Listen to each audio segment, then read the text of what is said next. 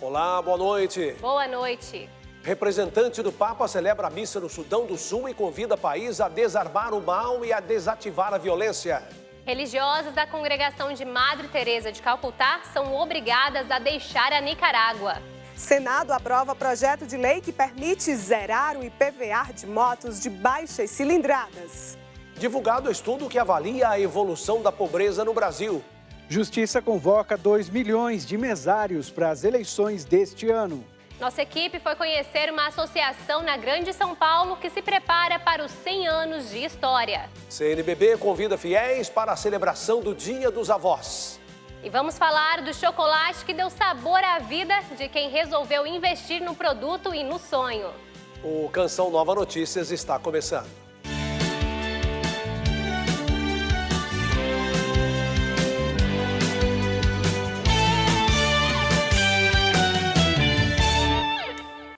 Hoje é o penúltimo dia da visita do secretário de Estado do Vaticano, o cardeal Pietro Parolin, ao Sudão do Sul.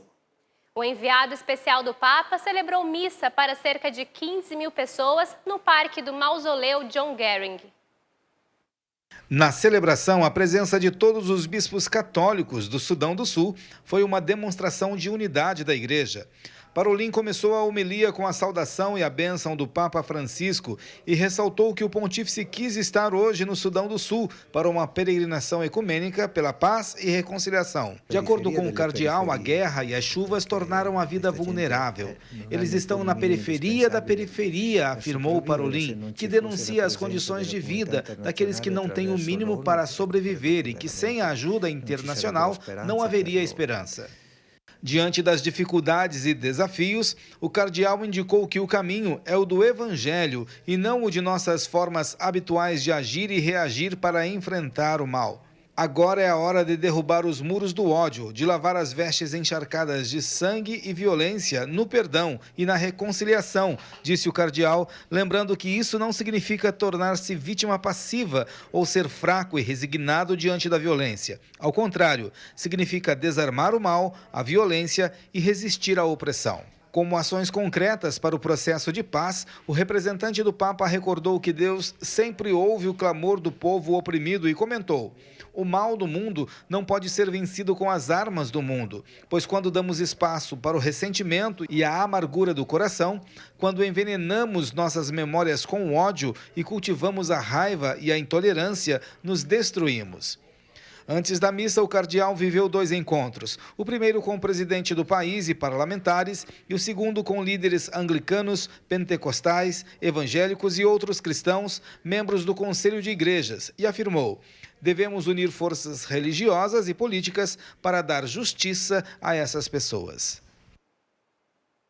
Na Nicarágua, 15 religiosas da congregação de Madre Teresa de Calcutá, expulsas pelo governo de Daniel Ortega, foram acolhidas na Costa Rica. As religiosas deixaram a Nicarágua nesta quarta-feira, escoltadas pelas autoridades de imigração, e foram para uma casa da congregação na Costa Rica. As missionárias foram expulsas do país pelo governo de Daniel Ortega, que anunciou a decisão no final de junho. A justificativa apresentada pela Direção-Geral de Registro e Controle de Organizações Sem Fins Lucrativos do Ministério do Interior é de que as freiras não respeitaram a lei sobre o financiamento do terrorismo e sobre a proliferação de armas de destruição em massa. Além disso, o governo nicaragüense alega que as irmãs religiosas prestavam serviços de assistência social que não passam pela aprovação dos Ministérios da Família, de Educação Pública e Saúde.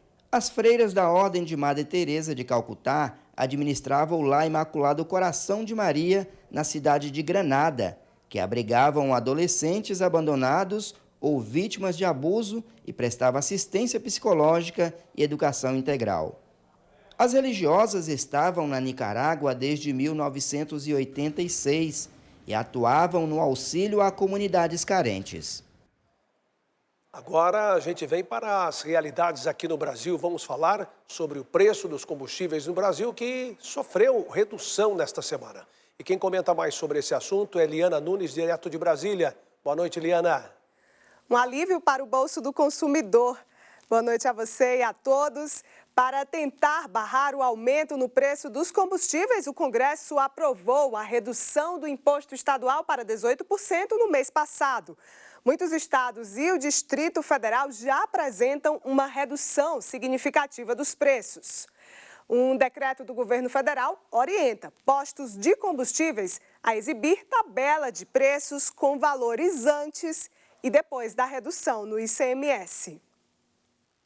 Com altas constantes nos preços dos combustíveis, ficou mais caro encher o tanque do carro por aqui. Para impedir o reajuste, o governo e o Congresso aprovaram a redução do ICMS. O valor máximo que deve ser cobrado por Estado e o Distrito Federal é de 18%. Nas ruas, a população aprovou a redução do imposto. Tem que continuar fazendo isso, né, para ajudar a população. Se continuar assim, aí a gente vai poder colocar mais um pouco, né, de gasolina no carro para poder andar mais, porque a gente não dá conta não. Você anda, não dá nada, coloca R$50, não dá nada. A partir de hoje, essas tabelas de preços expostas em todos os postos devem contar com os preços dos combustíveis antes da redução do ICMS em 22 de junho e também com o valor atual. O estabelecimento que não realizar a mudança não será punido. De acordo com o Palácio do Planalto e a Agência Nacional do Petróleo e Gás, ANP, as mudanças são apenas uma orientação para dar mais segurança ao consumidor. A orientação para a mudança nas tabelas foi publicada no Diário Oficial da União, na edição desta quinta-feira. Com um novo limite de cobrança de impostos, o Ministério da Economia estima uma queda de até R$ 1,55 no litro da gasolina e de 31 centavos no litro do etanol. No Distrito Federal e mais 22 estados, a redução já foi percebida pelos motoristas. Agora melhorou pra gente, ficou bom agora. Gostei muito, né? Porque estava muito caro. A última vez que eu abasteci antes dessa que abaixou agora foi R$ 7,99. Então, realmente deu uma baixada boa, que permaneça, né, esse valor, né? Governadores de 11 estados e do Distrito Federal entraram com uma ação no Supremo Tribunal Federal para impedir a fixação reduzida na alíquota do ICMS. E falando em economia no bolso do consumidor, donos de motocicletas de até 170 cilindradas podem ter IPVA zero. Isso porque o plenário do Senado aprovou nesta quarta-feira o projeto de resolução que vai permitir zerar a alíquota do IPVA. O projeto original contemplava a redução a zero do IPVA apenas para motocicletas de até 150 cilindradas, mas os fabricantes argumentaram que esse limite deveria ser ampliado para atingir corretamente as motocicletas de baixas cilindradas. A proposta foi aprovada de maneira simbólica pelos senadores. Como se trata de um projeto de resolução do Senado, ele não precisa ser votado pelos deputados e nem ser sancionado pelo presidente. A proposta segue direto para a promulgação. De acordo com a proposta, a alíquota zerada tem caráter autorizativo e não impositivo, servindo apenas como uma sinalização para os estados e o Distrito Federal adotarem ou não a alíquota zero. Segundo o relator da proposta, cerca de 85% dos compradores de motos estão nas classes C, D e E utilizam o veículo a trabalho, na cidade ou no campo. Foi só o inverno chegar e as chuvas darem uma trégua no centro-sul do país que um problema comum voltou a preocupar, viu, Yara? As queimadas e os incêndios. E os registros de fogo, além de causar impactos à natureza, estão assustando moradores nas cidades.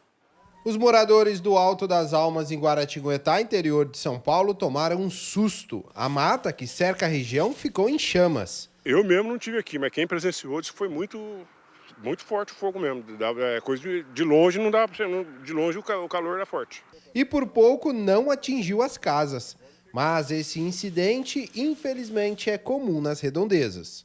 Aqui realmente é comum essas queimadinhas, mas é foguinho fraco. Igual foi aqui, não, muito difícil. Em Aparecida, cidade vizinha, a situação não foi diferente. Um incêndio em área de proteção ambiental reuniu equipes da Defesa Civil de 3 cidades. Constante, praticamente todos os dias. Em um mês, já superou o total de ocorrências do ano passado.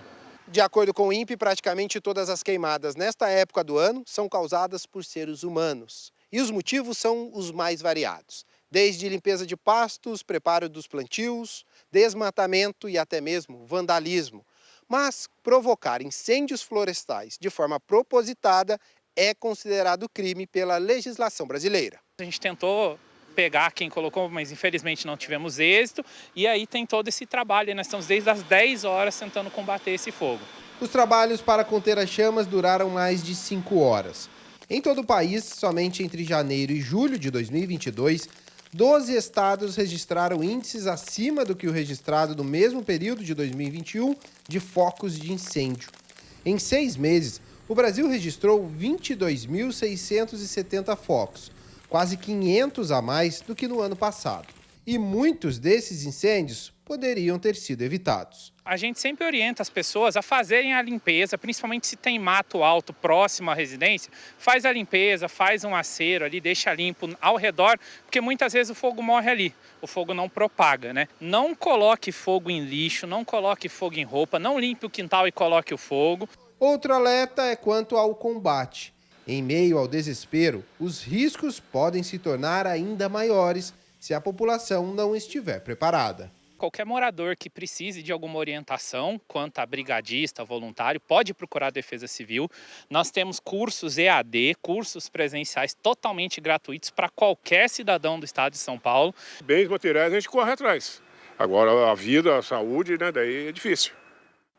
Este tempo mais seco com baixa umidade do ar realmente preocupa a população e autoridades. E o cenário de queimadas ocorre em vários estados. O tempo sem chuva, sobretudo no interior do país, ainda vai permanecer por mais dias. Vamos conferir a previsão do tempo.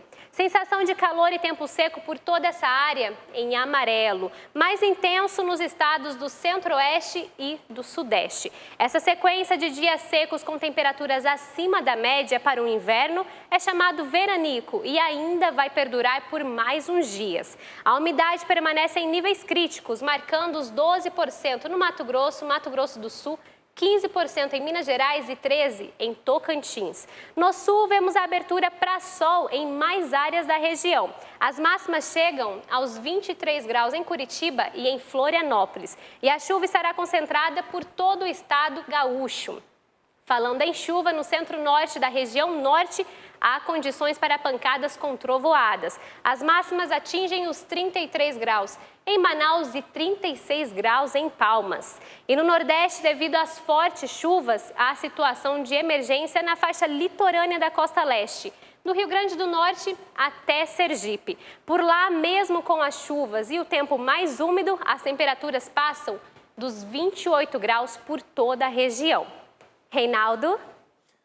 Pois é, precisamos de boa umidade no ar por aqui. Daqui a pouco tem o programa Além da Notícia com Ronaldo da Silva. E nós voltamos a Brasília porque Liana Nunes traz informação sobre o tema do programa de hoje. Liana. Olha, hoje o Além da Notícia vai falar sobre vida de concurseiro, feminismo e paradigmas da justiça. Ronaldo da Silva conversa com a juíza e professora Geilza Diniz, que tem uma história de vida inspiradora, tendo a fé como o fundamento de sua vida. Geilza foi a primeira colocada em um concurso para juízes e, sem jamais ter deixado de seguir o bom cumprimento do direito, ela desperta admiração no tribunal e também na sala de aula. Eu tive a oportunidade de conversar com a magistrada para deixar você com um gostinho do programa de hoje. Está aqui do meu lado, doutora Geilza. Seja bem-vinda à TV Canção Nova. Já quero saber da senhora como que a senhora avalia hoje a presença da mulher nas mais diversas instâncias administrativas da sociedade. Olá, muito obrigada, é um prazer estar aqui com vocês. A presença feminina tem crescido bastante, né? Então, especialmente pelo concurso público, que é uma via muito democrática, né, de acesso à participação feminina, a gente tem visto essa ocupação de cargos públicos pelas mulheres e com essa grata surpresa de uma boa ocupação, mulheres bem dedicadas, mulheres com uma entrega total à profissão que nos deixa bem felizes. Doutora Geilza, feminismo e feminilidade são duas realidades que compõem hoje o universo feminino. Como que a senhora enxerga essa questão sendo uma juíza católica praticante? Então vamos lá. O feminismo, se a gente for tratar dele do jeito que ele surgiu lá com as sufragistas, especialmente na Inglaterra, ele é bem compatível com a nossa fé católica. Então ele é um movimento mais ligado mesmo a um protagonismo da mulher com detrimento do homem, da família. Então esse feminismo bem original, a meu ver, é incompatível com o catolicismo. Mas a gente tem esse protagonismo da mulher que inspirado especialmente em Maria. A gente vê ali Maria como um modelo ali de feminilidade, um modelo feminino de grande inspiração, que aí sim a gente tem uma total compatibilidade para falar. É possível, então, ter um cargo de relevância na sociedade sem abraçar esses princípios feministas que divergem à fé cristã? Com certeza. Lutar pela igualdade, homem e mulher, é algo que a gente tem toda uma sede bíblica para isso, toda uma postura religiosa como fundamento para isso, sem precisar adotar ideologia de gênero, sem precisar adotar ideologia a favor de aborto, a ideologia contra a vida, né? Que às vezes são misturados aí com esses ideais feministas. Então, a luta por um protagonismo feminino, a luta por uma igualdade entre homem e mulher não depende de nenhum tipo de ideologia. Muito obrigada pelos seus esclarecimentos. E você que nos acompanha, a doutora Geilza Diniz, vai estar presente no Além da Notícia de hoje, às 10 horas da noite. O programa realmente está imperdível, vale a pena acompanhar. E antes de encerrar a nossa participação de hoje, uma última informação. A Conferência Nacional dos Bispos do Brasil, CNBB, incentiva a participação dos fiéis nas comemorações do Dia Mundial dos Avós e Idosos, que vai ser celebrado pela Igreja no dia 24 de julho, a pedido do Papa Francisco. O tema deste ano é Dão Fruto Mesmo na Velhice, com o objetivo de valorizar a vida e a sabedoria de uma pessoa idosa. O secretário-geral da CNBB, Dom Joel Portela, enviou uma carta a todos os bispos e arcebispos do país solicitando o empenho na promoção das celebrações e das iniciativas pastorais voltadas aos idosos. E por hoje é só. Desejo a todos uma boa noite. Volto com vocês no estúdio.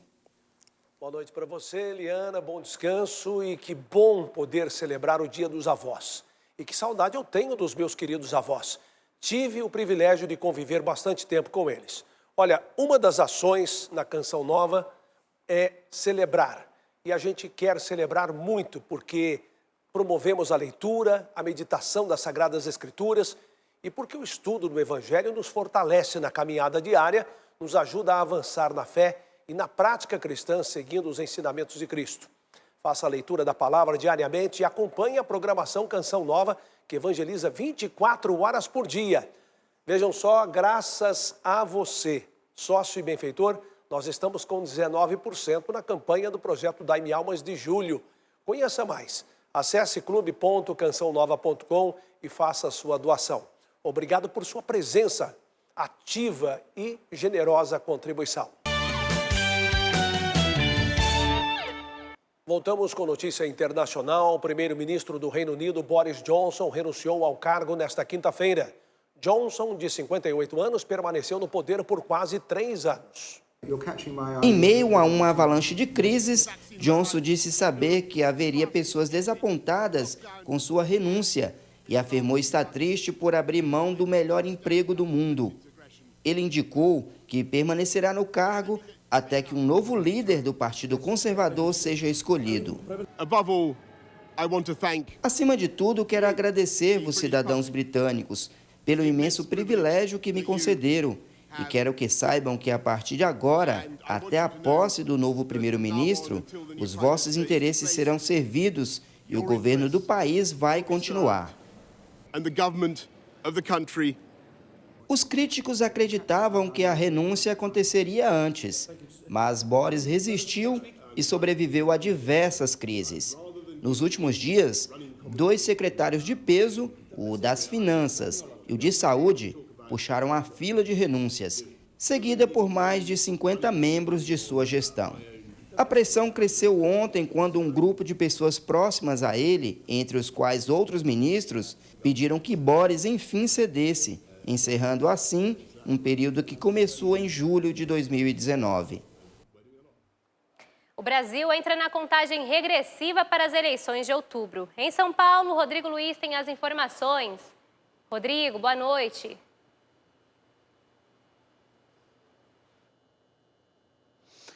Boa noite para vocês, boa noite a todos. É isso mesmo. Faltando menos de 3 meses das eleições, a Justiça Eleitoral já começou a nomear os mesários que vão trabalhar no pleito em outubro. O Tribunal Superior Eleitoral prevê a convocação de 2 milhões de mesários. Há 90 anos, a Justiça Eleitoral conta com o apoio de mesários convocados ou voluntários para a realização das eleições. Em outubro, 150 milhões de eleitores devem ir às urnas para escolher presidente, senadores, governadores, deputados federais e estaduais. Neste ano, o Tribunal Superior Eleitoral prevê a convocação de 2 milhões de mesários. Há eleitores que são convocados pela Justiça Eleitoral e os que se apresentam como voluntários para trabalhar no dia do pleito. A nomeação dos mesários começou ontem.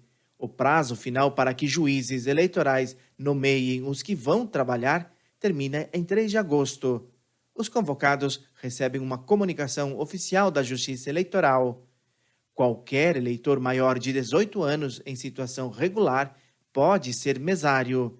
Além de prestar um serviço à democracia e ao país, no dia do pleito, o mesário recebe auxílio alimentação de R$ 45 e tem direito a 2 dias de folga na empresa em que trabalha. Nas últimas eleições, em 2020, 667 mil mesários trabalharam voluntariamente. Mudando agora de assunto, hoje nossa equipe foi conhecer uma obra que está prestes a completar 100 anos. É a Associação Santa Terezinha, que acolhe crianças e idosos vulneráveis em Carapicuíba, na Grande São Paulo. Veja na reportagem de Rafael Tedesco e Aline Imércio. Em 1923, Dona Margarida Galvão fundou a Associação Santa Terezinha. O objetivo era acolher crianças que eram filhas de portadores de hanseníase. Os pais iam para o sanatório, os leprosários, e as crianças não tinham para onde ir. Margarida Galvão sentiu a necessidade no coração de ter um lugar para acolher essas crianças. E foi assim que nasceu a Associação Santa Terezinha. A partir de 1960, os casos de crianças filhas de portadores de hanseníase começaram a diminuir e a associação começou também a acolher crianças e adolescentes em situação de vulnerabilidade social que viviam aqui em Carapicuíba. Para essa missão, Margarida chamou as irmãs da congregação Filhas de Nossa Senhora de Estela Maris, em 1978. Mas a equipe não estava dando conta, porque 500 e poucas crianças, entre 0 a 18 anos. E aí foi quando ela procurou as irmãs Filhas de Nossa Senhora Estela Maris, e foi a partir daí que nós assumimos para valer a associação. Em 2015, o espaço deixou de ser um abrigo para virar um centro de convivência.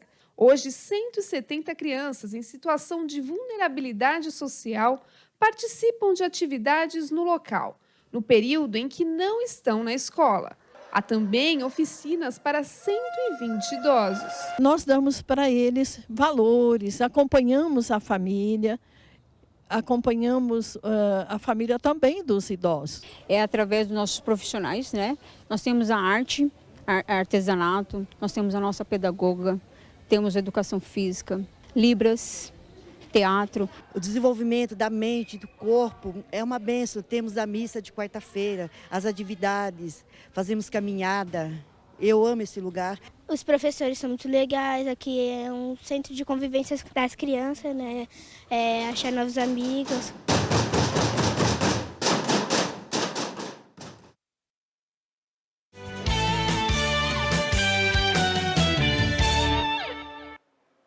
Um estudo divulgado pela Fundação Getúlio Vargas revelou que em 14 estados brasileiros cresceu o número de pessoas que vivem com muito pouco todo mês. A pesquisa realizada desde 2012 avalia a evolução da pobreza no país e ajuda na elaboração de novas políticas públicas.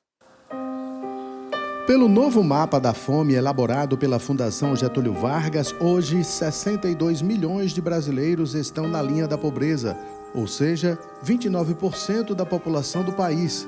Seu Alcir é uma dessas pessoas que vivem com apenas R$ 497 por mês. Está vivendo nas ruas há 6 anos. Além de não ter um lar, tem que conviver com a indiferença das pessoas que passam. E as pessoas não se aproximam para ajudar, para conhecer um pouco mais a sua história? Algumas pessoas, não dá nem um bom dia. Pensa que nós somos lixo, nós somos ser humano. Nós somos de Deus, mano. O desmanamento para cumprir, quem cumpre o desmanamento? Aqui é uma passagem. Um bom dia, uma boa tarde, boa noite, faz diferença, meu irmão. Obrigado. Isso aqui é uma passagem. Você tem um pão para comer, compartilhar, meu irmão. Quem manda ele aí, é. Aqui... O senhor chega a passar fome? Não. Tem pessoa aqui que é, olha. De acordo com essa pesquisa da Fundação Getúlio Vargas, só aqui no estado de Sergipe, 48% da população vive na linha da pobreza. Valdo Josino tem 66 anos, mas não tem aposentadoria do INSS. Ele é natural de Pernambuco, já morou em Alagoas e sem dinheiro para pagar um quarto de aluguel, nessa pandemia mora hoje nas ruas de Aracaju, capital de Sergipe. A insegurança alimentar debilita o corpo do seu Valdo, que só se alimenta uma vez por dia. Estou aqui há mais de 2 meses aqui dentro da Praça da Catedral para a Praça Cardoso aqui dentro. Estou entrando do canto para outro, dormindo na rua, passando relento, passando necessidade, pegando doação, aqui jogado como um desvalido, né? O seu Valdo e tantos outros ainda conseguem se alimentar graças à Pastoral do Povo da Rua, da Arquidiocese de Aracaju. Os voluntários da pastoral atendiam no início da pandemia, em 2020, cerca de 80 pessoas nas ruas com alimentação e evangelização da palavra. Um trabalho que é feito diariamente e quase sempre à noite nas ruas do centro de Aracaju.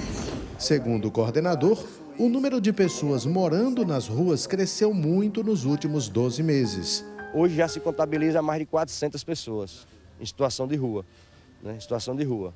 Tem aqueles que a gente fala situação de rua, mas tem aqueles também que saem de suas casas, atrás de uma alimentação, que trabalham com material reciclável, mas estão em situação de rua pela pobreza, pela necessidade, pela insegurança alimentar que estão sofrendo. Comecei sozinho, só com 70, 80 pães, uma garrafinha de café, mas pessoas viram o nosso trabalho e começaram a se somar conosco. Então hoje nós temos um grupo de em torno de 100 pessoas que se somam com a gente.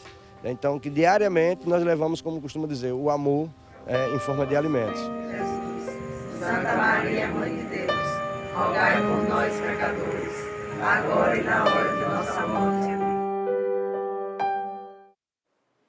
E que bom que existe este trabalho da Pastoral do Povo da Rua, que ajuda bastante esse pessoal que precisa muito do acolhimento e da presença da nossa igreja. A Comissão Especial da Câmara aprovou esta tarde a proposta de emenda à Constituição que autoriza o governo a conceder benefícios. A chamada PEC dos auxílios ou dos benefícios vai disponibilizar vale para caminhoneiros e taxistas, dobrar o valor do auxílio gás e ampliar o Auxílio Brasil em R$ 200 até o fim de 2022. A proposta institui um estado de emergência e permite ao presidente da República ultrapassar o teto de gastos. O texto base foi aprovado por 36 votos a 1. Desde maio, o brasileiro vem pagando menos na conta de energia, o que não deixa de ser um alívio para o bolso do consumidor. Pois é, na última semana, a Agência Nacional de Energia Elétrica, a ANEEL, anunciou que vai manter a bandeira verde nas tarifas. O segundo semestre deve ser de reajustes mais moderados nas contas de luz do brasileiro, em comparação à primeira metade do ano. Uma boa notícia para os consumidores. Segundo o cálculo da TR Soluções, empresa de tecnologia especializada em tarifas de energia, essa expectativa de aumento menor no segundo semestre deve acontecer, já que muitos dos custos da crise hídrica do ano passado foram repassados à população. De julho a dezembro deste ano, 30 concessionárias de 18 estados devem ter reajustes nas tarifas. O objetivo do reajuste tarifário é repassar ao consumidor final a alta dos custos das empresas e a inflação. Os reajustes precisam ser aprovados pela ANEEL. As novas tarifas têm mostrado uma desaceleração após o governo e Congresso aprovarem medidas para amenizar a alta dos preços. A ANEEL decidiu manter em vigor durante este mês de julho a bandeira verde. Com isso, a conta de luz segue sem cobrança adicional. A expectativa da agência é que a bandeira verde continue vigente ao longo deste ano, devido à recuperação nos reservatórios das hidrelétricas. De Aparecida, Alan Toledo para o Canção Nova Notícias. Hoje, Reinaldo, é o Dia Mundial de um dos alimentos mais apreciados do mundo, o chocolate. Pois é, aqui no Brasil teve gente que resolveu dar um sabor a mais na sua vida. O produto se tornou um setor importante para a economia do país.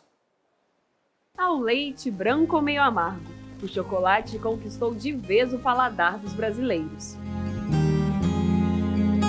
Em 2021, segundo a Associação Brasileira da Indústria de Chocolates, Cacau, Amendoim e Balas, o Brasil comercializou mais de 690 mil toneladas de produtos com chocolate, o que representa um crescimento em torno de 36% em comparação a 2020. E para este ano, as expectativas também são altas. Em 2022 já estamos crescendo novamente, 6%, atingindo uma marca de 201 mil toneladas nos primeiros 3 meses. Não é à toa que o país ocupa o 5º lugar em vendas. Cada brasileiro consome, em média, quase 2,5 kg de chocolate por ano. Quem comemora esse resultado é a Adriana. Ela deixou a engenharia elétrica para trabalhar em casa com chocolate. Depois de anos de dedicação, hoje ela tem a própria loja. A minha mãe, ela fazia chocolate pra gente mesmo, chocolate artesanal. E aí eu vi uma oportunidade de negócio de eu transformar esse chocolate familiar num negócio. O chocolate é a fonte de renda de muitas pessoas. A estimativa do setor é a geração de cerca de 20 mil empregos diretos. Foi justamente nesse ramo que a Emanuele conseguiu sua primeira oportunidade no mercado de trabalho. Eu aprendi muita coisa. O fato de como temperar chocolate eu não sabia, eu aprendi aqui. E as grandes marcas, todos os grandes players de chocolates do mundo estão aqui no Brasil com suas fábricas já há muito tempo, né? Gerando emprego, gerando renda, pagando seus tributos. Com o cenário otimista, as empresas estão se especializando e criando estratégias para atrair ainda mais clientes. A gente está buscando um novo mercado, que são chocolates corporativos, que o cliente ele manda a logomarca para a gente e a gente tem todo um processo que através desse processo, a gente consegue aplicar a logomarca no chocolate. O chocolate é um produto muito bem utilizável para um presente. No momento, dia dos namorados, dia dos pais, dia das mães, Natal, Páscoa.